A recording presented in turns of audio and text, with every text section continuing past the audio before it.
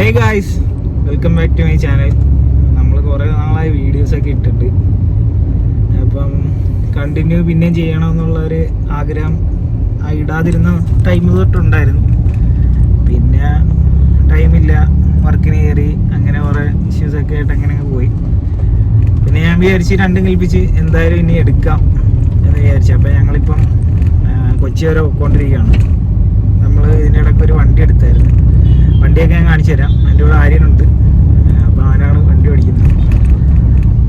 വണ്ടി ഏതാന്ന് പറഞ്ഞാൽ മെഴ്സിഡസ് ബെൻസ് ആണ്. മെഴ്സിഡസ് ബെൻസിൻ്റെ E350 എന്ന് പറഞ്ഞ മോഡലാണ്. അത് പെട്രോളാണ്, റെയർ വണ്ടിയാണ്. അങ്ങനെ ആരും പെട്ടെന്ന് കൈവെക്കാത്തൊരു മോഡലാണ്. എന്താ വെച്ചാൽ ഒന്ന് പെട്രോള്, പിന്നെ V6 എൻജിൻ, മെയിൻ്റെനൻസ് എല്ലാം കൊണ്ടും ആരും കൈവെക്കത്തില്ല. നിങ്ങൾക്ക് ഇതിൻ്റെ അകത്ത് അതിൻ്റെ എക്സോസ്റ്റ് കിട്ടുന്നുണ്ടോയെന്ന് അറിയില്ല. എക്സോസ്റ്റ് നോട്ടും കാര്യങ്ങളൊക്കെ ഞാൻ കേൾപ്പിച്ച് തരാം. വണ്ടി ഉള്ള അടിപൊളി വണ്ടിയാണ്. നമ്മൾ ഒരു 1.5 ഇയറോളം ഇതിൻ്റെ പുറകെ നടന്ന് കിട്ടിയൊരു വണ്ടിയാണ്. ഒരുപാട് വണ്ടികൾ ഞങ്ങൾ പോയി കണ്ട്, കേരളത്തിൻ്റെ അങ്ങോളം ഇങ്ങോളം, കാസർഗോഡ് ടു ട്രിവാൻഡ്രം, അതിൻ്റെ ഇടയ്ക്ക് ഒരുപാട് സ്ഥലത്ത് ഞങ്ങൾ വണ്ടി കണ്ട്. ഇത് ഫുൾ ഷോറൂം കണ്ടീഷനിലുള്ളൊരു വണ്ടിയാണ്.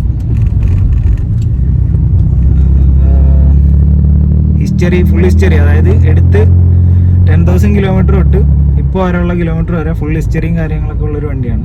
അപ്പോൾ നമ്മുടെ ഇന്നത്തെ ഈ ഒരു വ്ളോഗ് കൊണ്ട് നമ്മൾ ഉദ്ദേശിക്കുന്നത് പ്രത്യേകിച്ച് കാര്യങ്ങളൊന്നും ഇല്ല. നമ്മളവിടം വരെ പോകുന്നു. നമ്മളിത് വണ്ടി അവിടെ വർക്ക്ഷോപ്പിൽ കൊടുക്കാൻ വേണ്ടിയിട്ടാണ് പോകുന്നത്. അവിടെ ഏതായിരുന്നു? ടൊട്ടോയ്സ് ട്യൂണിങ് എന്ന് പറഞ്ഞൊരു ട്യൂണിങ് സെൻ്ററാണ്. നമുക്ക് വലിയ വർക്കില്ല. ഇതിൻ്റെ റൈറ്റ് സൈഡ് ഇന്നലെ റൈറ്റ് സൈഡിലെ വിൻഡോ ഗ്ലാസ് ഒന്ന് സ്റ്റക്കായി പോയായിരുന്നു. അപ്പോൾ അത് ഒന്ന് കാണിക്കണം, പിന്നെ ഒന്ന് വണ്ടി ഒന്ന് സ്കാൻ ചെയ്യണം, അപ്പം അതിൻ്റെ ട്യൂണിങ് ചെയ്യണം, അങ്ങനെ കുറച്ച് കാര്യങ്ങളേ ഉള്ളൂ. അപ്പോൾ നമ്മൾ നേരത്തെ കൊടുത്ത് സെറ്റ് ചെയ്യുകയാണെന്നുണ്ടെങ്കിൽ പരിപാടി കഴിയുമല്ലോ. അങ്ങനെ അതും പറഞ്ഞ് ഇന്ന് ഇറങ്ങിയതാണ്. പെട്ടെന്ന് ഇന്നലെ തന്നെ പ്ലാൻ ചെയ്ത പരിപാടിയായിരുന്നു. വിൻഡോ താത്ത് കഴിഞ്ഞിട്ട് പിന്നെ അത് പൊങ്ങിയില്ല, അതാണ് പറ്റിപ്പോയത്. അപ്പോൾ എന്തായാലും നമുക്ക് വിൻഡോ റെഡിയാക്കാതിരിക്കാൻ പറ്റത്തില്ല. അപ്പോൾ അതിന് വേണ്ടിയിട്ട് ഇറങ്ങിയതാണ്. പിന്നെ വണ്ടിക്കകത്ത് കുറച്ച് മോഡ്സും കാര്യങ്ങളൊക്കെ ചെയ്യുന്നുണ്ട്. ഫ്യൂച്ചറിൽ അത് ചെയ്യാനുള്ള പ്ലാനുണ്ട്. എന്തൊക്കെയാണെന്ന് വെച്ചാൽ, ഒന്ന് എയർ ചെയ്യാനാണ്, പിന്നെ AMG കിറ്റ്, E63യുടെ AMG kit, original AMG kit ചെയ്യണം. ഇപ്പോൾ ഓൾറെഡി ഇതിൻ്റെ അകത്ത് ലാബ് 47ൻ്റെ എക്സോസ്റ്റ് ഇരിപ്പുണ്ട്.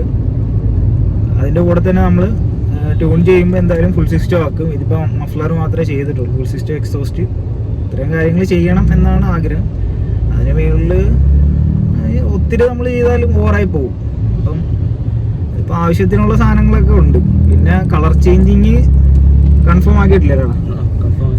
കൺഫേം ആക്കിയിട്ടില്ല കളർ ചേഞ്ചിങ്. നമ്മളത് ഒന്ന് പ്ലാൻ ചെയ്യണം. ഇതിപ്പോൾ ഓൾറെഡി ഉള്ളത് തന്നെ അത്യാവശ്യം നല്ല കളറാണ്. പിന്നെ കുറച്ചുകൂടെ അട്രാക്റ്റീവ് ആയിട്ടുള്ളതൊക്കെ വേണമെങ്കിൽ ചെയ്യാം. അതിന് പുറമെ കളർ ചെയ്യുന്നതിനെക്കാട്ടി എനിക്ക് തോന്നുന്നത് റാപ്പ് ചെയ്യുന്നതാണ് കുറച്ചുകൂടെ നല്ലതെന്നാണ് തോന്നുന്നത്. അപ്പോൾ നമുക്ക് കുറച്ച് കഴിയുമ്പോൾ നമുക്ക് മടുത്താലും അടുത്തൊരു റാപ്പ് വാങ്ങിച്ചൊട്ടിക്കാം. അതുകൊണ്ട് പിന്നെ അങ്ങനത്തെ വേറെ ഇഷ്യൂസും കാര്യങ്ങളൊന്നും ഇല്ല. നമുക്ക് എന്തായാലും നോക്കാം. നമ്മളിപ്പം ഇവിടുന്ന് വീട്ടിൽ നിന്ന് ഇപ്പോൾ ഇറങ്ങിയതേ ഉള്ളൂ. അവിടെ ട്യൂണിങ് സെൻറ്ററിൽ ചെന്നിട്ട് ബാക്കി കാര്യങ്ങളൊക്കെ കാണിച്ചു തരാം.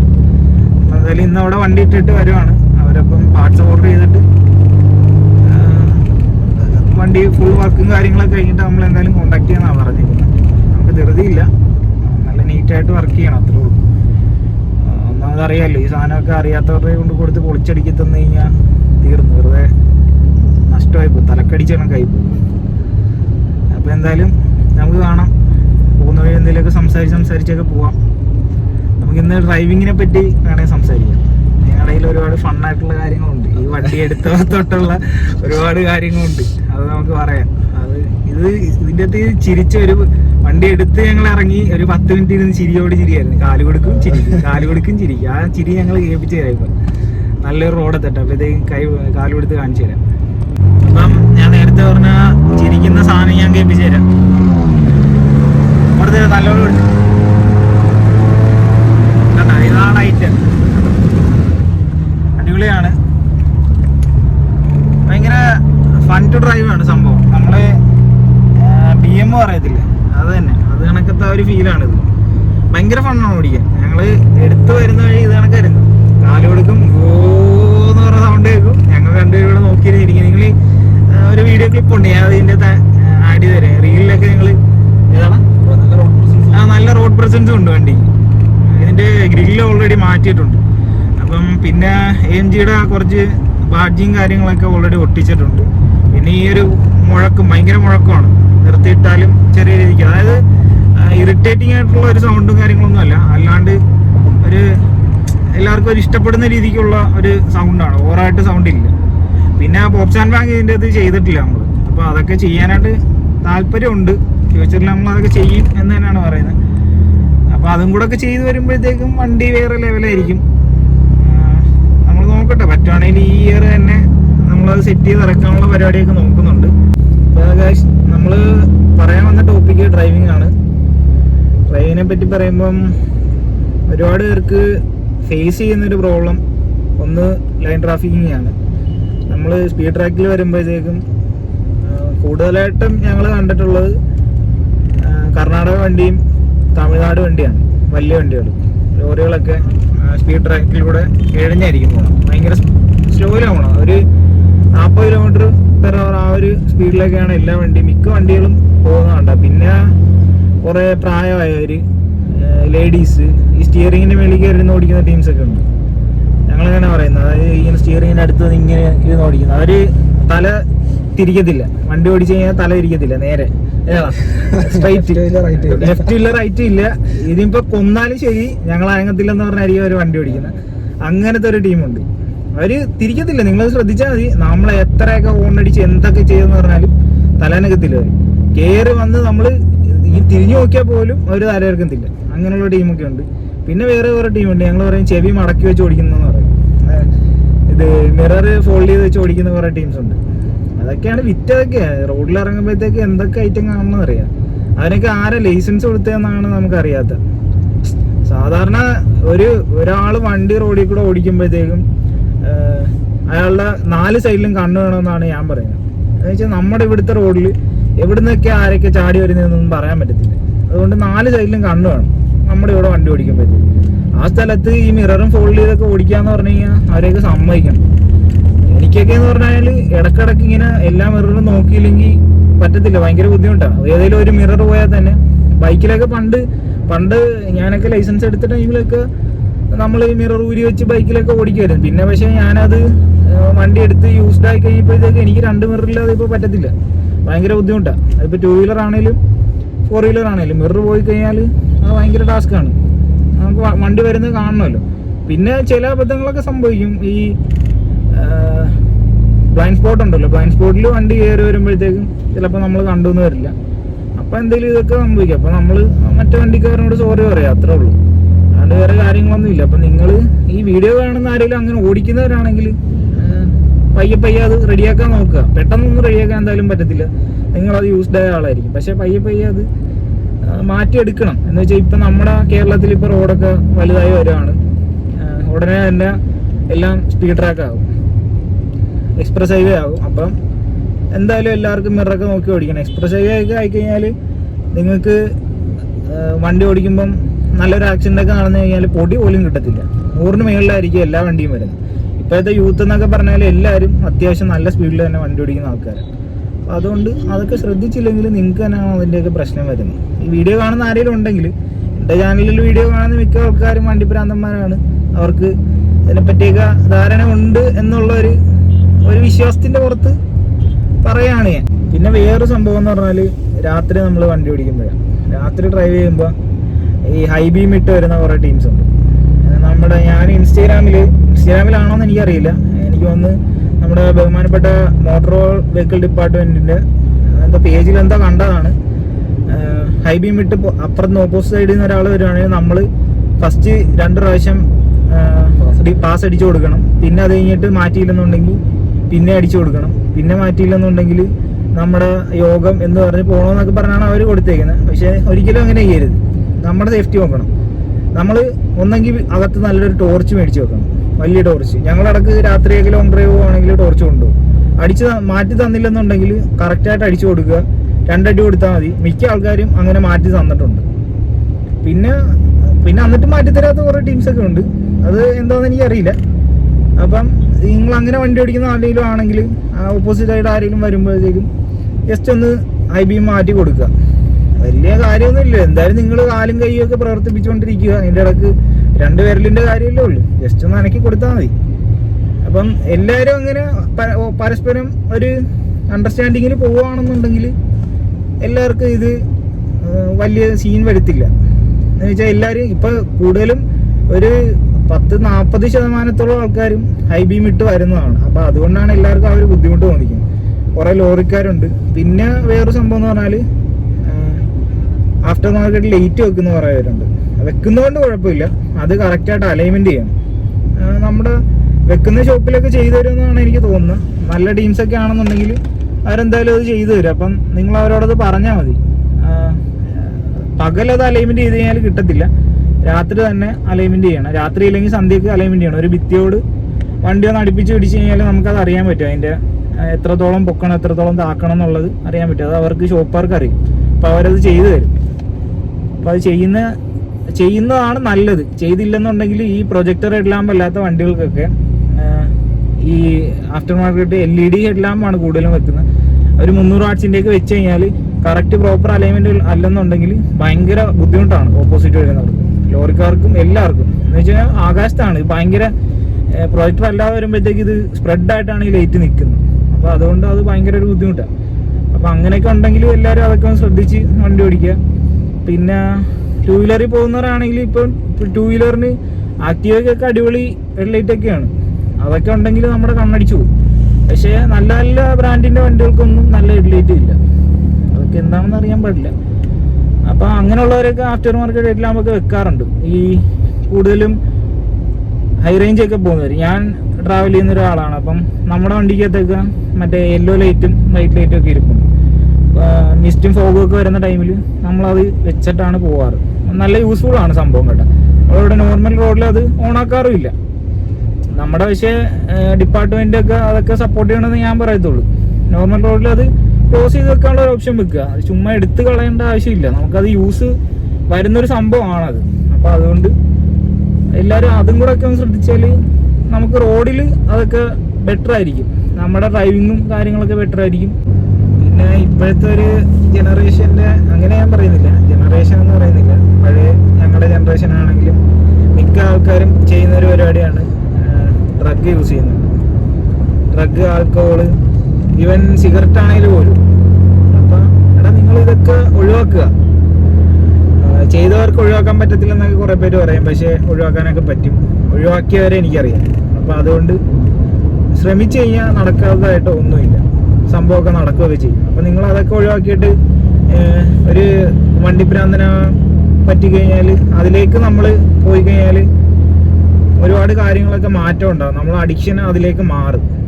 അപ്പം നമുക്ക് ഇതിനോടൊന്നും ഒരു അട്രാക്ഷനും കാര്യങ്ങളൊന്നും തോന്നത്തില്ല. ഇതിൻ്റെ ഈ ഒരു ഡ്രൈവിങ് അതിൻ്റെ ഒരു ലഹരിയൊക്കെ അറിഞ്ഞു കഴിഞ്ഞാൽ, ആ ഒരു ഫണ്ണൊക്കെ അറിഞ്ഞു കഴിഞ്ഞാൽ ഒരിക്കലും നിങ്ങൾ അതിലേക്ക് പോകത്തില്ല. എന്ന് വെച്ച് കഴിഞ്ഞാൽ അതാണ് ഇതിൻ്റെ ഒരു സംഭവം. അതാണ് ഇതിപ്പം ഇവൻ വണ്ടി ഓടിക്കുന്നത് പറഞ്ഞാൽ ഇവനിപ്പോൾ അവിടുന്ന് വന്നപ്പോഴത്തേക്കും എടുത്തതാണ്. സാധാരണ ഞാനുമായിട്ട് വരുമ്പോഴത്തേക്കും ഞാനാണ് ഡ്രൈവ് ചെയ്യാറ്. ഇവൻ ഇപ്പുറത്തോട്ട് മാറി ഇവൻ ഓടിക്കത്തില്ല. അപ്പം അങ്ങനെയാണ്. ഇപ്പം എൻ്റെ കൂടെ വരുന്ന എൻ്റെ ഫ്രണ്ട്സ് ആണെങ്കിലും ആരാണെങ്കിലും അറിയാം, അവർക്കറിയാം ഞാനാണ് കൂടുതലും ഡ്രൈവ് ചെയ്യാറ്. ഇപ്പം എവിടെയെങ്കിലും ട്രിപ്പ് പോയാൽ തന്നെ ഒരു 90% ഞാൻ തന്നെ ഡ്രൈവ് ചെയ്യും. എനിക്ക് ഉറക്കം വന്നാൽ മാത്രമേ ഞാൻ മറ്റൊരാൾക്ക് ഞാൻ വണ്ടി ഓടിക്കാൻ കൊടുക്കത്തുള്ളൂ, അല്ലെങ്കിൽ ഞാൻ കൊടുക്കത്തില്ല. എൻ്റെ ഒരു സ്വഭാവം അങ്ങനെയാണത്. എനിക്കത് കൊടുക്കാൻ പറ്റത്തില്ല. എനിക്ക് ഭയങ്കര ബുദ്ധിമുട്ടാണ് ഇപ്പുറത്ത് ബാക്കിലൊക്കെ ഇരിക്കാനായിട്ട്. ഞാൻ കൊടുക്കത്തില്ല. പിന്നെ ഞാൻ കൂടെ ഇരിക്കുന്നവരാണെങ്കിൽ പോലും എൻ്റെ ഫ്രണ്ട് ലിസ്റ്റിലുള്ളവർ മിക്കവരും വണ്ടിഭ്രാന്തന്മാരാണ്. അപ്പം അവരുമായിട്ട് പോകുമ്പോൾ അവർ വണ്ടി ഓടിക്കുകയാണെങ്കിൽ തന്നെ എനിക്കതിലൊരു ബുദ്ധിമുട്ട് തോന്നുന്നില്ല. എന്ന് വെച്ച് കഴിഞ്ഞാൽ നമ്മുടെ മൈൻഡ് ഉള്ള ഒരാളാണ് ആ വണ്ടി ഓടിക്കുന്നത്. അപ്പോൾ അതുകൊണ്ട് അതിൻ്റെതായിട്ടുള്ള രീതിക്കാണ് അവർ ആ വണ്ടി ഓടിക്കുന്നത്. അപ്പോൾ അതുകൊണ്ട് നമുക്ക് വലിയ വേറെ ബുദ്ധിമുട്ടും കാര്യങ്ങളൊന്നും വരത്തില്ല. അവർ ഇതിലൊക്കെ പൊക്കോളും. നമ്മൾ 100% വിശ്വാസത്തിലാണ് ഇരിക്കുന്നത്. എന്ന് പറ്റുക അതില്ല, അത്രേ ഉള്ളു. അപ്പം നിങ്ങളെടാ ഇതൊക്കെ വിട്ടുകളാ, ഇങ്ങനെയുള്ള പരിപാടികളൊക്കെ വിട്ടിട്ട് വണ്ടിയിലേക്ക് ഇല്ലെങ്കിൽ ഈ ഷൂട്ടിംഗ് ഉണ്ട്, അതായത് റൈഫിൾ ക്ലബ് അങ്ങനത്തെ സംഭവങ്ങളൊക്കെ ഇപ്പം നമ്മുടെ നാട്ടിലുണ്ട്. അപ്പോൾ അതിലേക്കൊക്കെ ഇൻവോൾവ് ആയിക്കഴിഞ്ഞാൽ കുറേ കാര്യങ്ങളൊക്കെ മാറ്റം ഉണ്ടാകും. നിങ്ങൾ ഈ വെറുതെ ഇരിക്കുമ്പോഴാണ് ഇങ്ങനത്തെ സംഭവങ്ങളൊക്കെ തോന്നുന്നത്. മാക്സിമം കാര്യങ്ങളൊക്കെ ഇൻവോൾവ് ആകുക.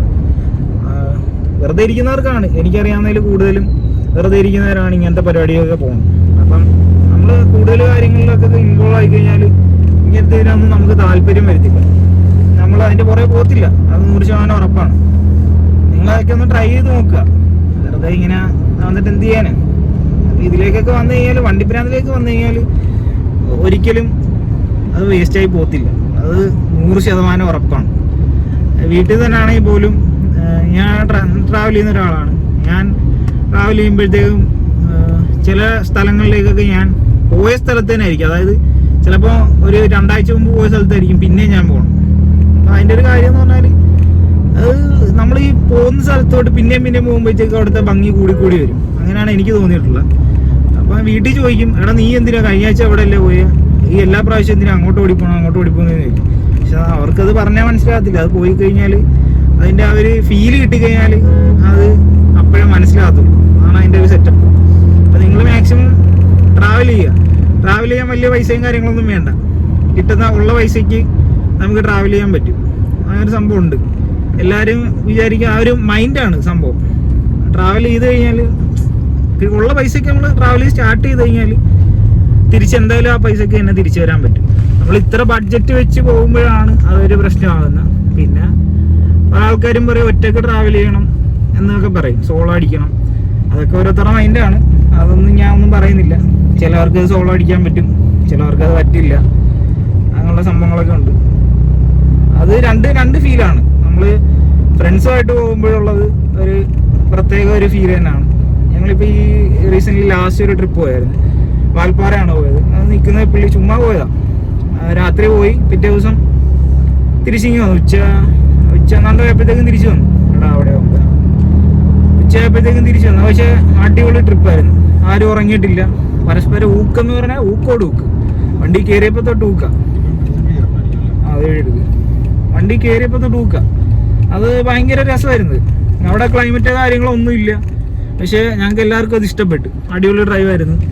അപ്പോൾ അതുകൊണ്ട് നിങ്ങൾ എല്ലാവരും ട്രാവലിങ് അല്ലെങ്കിൽ വണ്ടിപ്രാന്ത് അതുപോലെ എന്തെങ്കിലും ഒരു ആക്ടിവിറ്റിയിലേക്ക് ഇൻവോൾവ് ആയാൽ മതി. ഫുട്ബോള്, ക്രിക്കറ്റ് അങ്ങനെയുള്ള പരിപാടികളൊക്കെ ഉണ്ടല്ലോ. അങ്ങനെയൊക്കെ ആവണമെന്നുണ്ടെങ്കിലും ഒട്ടുമിക്ക പേരുടെയും പകുതി മുക്കാൽ പ്രശ്നം അവിടെ തീരും. അപ്പോൾ ഗൈസ് നമ്മൾ പമ്പിലേക്ക് എത്തിയിരിക്കുകയാണ്. ഇനിയിപ്പം ഫ്യൂല് ഫില്ല് ചെയ്യണം, എയറൊന്ന് വെക്കണം. ഇന്നലെ എയർ വെക്കണമെന്നുണ്ടായിരുന്നു. ഈ വിൻഡോ താന്നുപോയതിൻ്റെ ടെൻഷനിൽ എയറിൻ്റെ കാര്യമൊക്കെ മറന്നുപോയി. അവിടെ അപ്പുറത്ത് അപ്പം ഞങ്ങൾ ഫ്യൂല് ചെക്ക് ചെയ്തിട്ട് ഫ്യൂല് ഫില്ല് ചെയ്തിട്ട് വരാം. അപ്പോൾ ഞാൻ നേരത്തെ പറഞ്ഞില്ല എനിക്ക് ഡ്രൈവ് ചെയ്യാതിരിക്കാൻ പറ്റത്തില്ല. ഞാൻ നേരെ ഇപ്പുറത്തേട്ട് കയറി. അതങ്ങനെയാണത്. ഞങ്ങളിപ്പം ഞാനിവരും വർക്ക് ചെയ്യുന്ന ഒരുമിച്ചാണ്. അപ്പം ഞങ്ങൾ വർക്കിന് പോയാൽ തന്നെ ഞങ്ങൾക്ക് അവിടെ 2 മാസം കഴിയുമ്പോഴത്തേക്ക് ഞങ്ങൾക്ക് കൈവറോടും. കൈവറോടും സത്യം പറഞ്ഞതാ, ഞാൻ തമാശ പറഞ്ഞില്ലേ. ഇത് നിങ്ങളൊരു വണ്ടിപ്രാന്തനാണ്, വണ്ടി ഓടിക്കാതെ നിങ്ങൾ ഇരിക്കുകയാണെന്നുണ്ടെങ്കിൽ ഉറപ്പാ കൺഫേം ആയിട്ടും നിങ്ങൾക്ക് കൈയും കാലും ഒക്കെ വിറക്കാൻ തുടങ്ങും. ഭയങ്കര വെപ്രാളമൊക്കെ ആയിരിക്കും.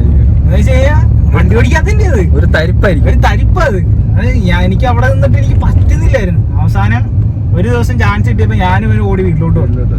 അത് ഈ വണ്ടി ഓടിച്ചപ്പോഴാണ് എനിക്കത് ശരിയായത്. എന്ന് വെച്ചാൽ ഭയങ്കര കൈവറവലും ഒരു ഭയങ്കര വെപ്രാളമൊക്കെ എന്താണെന്നറിയില്ല. അങ്ങനെ ഒരു ബുദ്ധിമുട്ടും കാര്യങ്ങളൊക്കെയാണ്. അപ്പം അങ്ങനെ വണ്ടിപ്രാന്തനാകണമെന്നുണ്ടെങ്കിൽ നിങ്ങൾക്ക് ഈ വെള്ളം അടിച്ച് കഴിഞ്ഞാൽ അടിക്കാതിരുന്ന് കഴിഞ്ഞാൽ വിറവര് വരും എന്ന് വരുന്ന രീതിക്ക് തന്നെ ഒരു കൈവിറവലും കാര്യങ്ങളൊക്കെ വരും ഇതിൻ്റെ അകത്ത്. പക്ഷെ ഇതെന്ന് പറയുമ്പോഴത്തേക്ക് നമുക്ക് ഡ്രൈവ് ചെയ്യുമ്പോഴത്തേക്ക് നമുക്ക് പ്രത്യേകിച്ച് ബോഡിക്ക് ഹാനികരമായിട്ടുള്ള സംഭവങ്ങളും കാര്യങ്ങളൊന്നുമില്ല. അപ്പോൾ എടാ നിങ്ങൾ ഇങ്ങനെയൊക്കെ ആവുകയാണെന്നുണ്ടെങ്കിൽ നിങ്ങൾക്ക് ഇതണക്ക് വിറവലും കാര്യങ്ങളൊക്കെ വരും. അപ്പോൾ ആ ഒരു ഫീല് നിങ്ങൾക്ക് മനസ്സിലാവും. എന്ന് വെച്ച് കഴിഞ്ഞാൽ ഞങ്ങളത് കഴിഞ്ഞ് അവിടുന്ന് വർക്ക് കഴിഞ്ഞിട്ട് വന്നിട്ട് വണ്ടി ഓടിച്ച് കഴിയുമ്പോഴത്തേക്ക് എന്തോ സ്വർഗം കിട്ടിയ ഒരു ഫീലായിരുന്നു. ഭയങ്കരമായിരുന്നു. അത് പറഞ്ഞു കഴിഞ്ഞാൽ എത്രത്തോളം മനസ്സിലാവുന്ന അറിയത്തില്ല. നിങ്ങൾക്ക് എന്തായാലും നിങ്ങളൊരു അൾട്ടിമേറ്റ് വണ്ടിപ്രാന്തനാണ്, ഒരു എന്തൂസിയാസ്റ്റ് ആണെന്നുണ്ടെങ്കിൽ നിങ്ങൾക്ക് എന്തായാലും അത് ഫീൽ ചെയ്യും. ഉറപ്പായിട്ടും അത് ഫീൽ ചെയ്യും. എവിടെയെങ്കിലും ഇപ്പം എബ്രോഡ് ആണെങ്കിലും, എബ്രോഡൊക്കെ പോയി കഴിഞ്ഞാൽ അവിടെ ലൈസൻസ് എടുത്ത് നമുക്ക് വണ്ടി ഓടിക്കാന്നേ ഉള്ളൂ. പക്ഷെ ഞങ്ങളുടെ ഫീൽഡ് എന്ന് പറഞ്ഞാൽ അങ്ങനെയല്ല. ഞങ്ങള് റിഗ് റിഫൈനറി ഫീൽഡാണ്, ഓയിൽ ഫീൽഡാണ്. അപ്പോൾ നമ്മൾ അതിൻ്റെ ഉള്ളിലേക്ക് കയറി കഴിഞ്ഞാൽ പിന്നെ ഒരു 3 ദിവസം ഇല്ലെങ്കിൽ ഒരു 60 ദിവസം 58 ദിവസം ഇതൊക്കെ കഴിഞ്ഞിട്ട് നമ്മൾ പുറത്തോട്ടാണ് വർക്ക് നമ്മൾ വിടത്തില്ല. അപ്പൊ 2 വീലർ ആണെങ്കിലും 4 വീലർ ആണെങ്കിലും നമുക്ക് അവിടെ ഓടിക്കാനേ പറ്റത്തില്ല, ഒന്നും ചെയ്യാൻ പറ്റത്തില്ല. നമ്മള് 12 hours ആണ് ഡ്യൂട്ടി. അത് കഴിഞ്ഞിട്ട് വന്നിട്ട് നമ്മൾ എവിടെ ഓടിക്കാനാണ്? നമ്മൾ നേരെ വരും, കിടക്കും, ഉറങ്ങും, പിറ്റേ ദിവസം രാവിലെ ആകുമ്പോൾ എഴുന്നേറ്റ് പോകും. ഇതാണ് നമ്മുടെ പരിപാടി. അപ്പം ഭയങ്കര ഒരു സംഭവം തന്നെ, അതൊരു ഒന്നൊന്നൊരു ഫീലാണത്. അത് ഒരു പ്രാവശ്യമെങ്കിലും നിങ്ങളത് എക്സ്പീരിയൻസ് ചെയ്യണം. എന്നാലേ ആ ഒരു എന്ന് വെച്ച് കഴിഞ്ഞാൽ നമ്മള് മൂത്രമൊഴിക്കാതെ പിടിച്ചു നിന്നിട്ട് മൂത്രമൊഴിക്കുന്നില്ല, അത് കണക്കത്തെ ഒരു സുഖമൊക്കെ രസമാണത്. അത് നിങ്ങളതൊന്ന് ഫീൽ ചെയ്ത് നോക്കണം.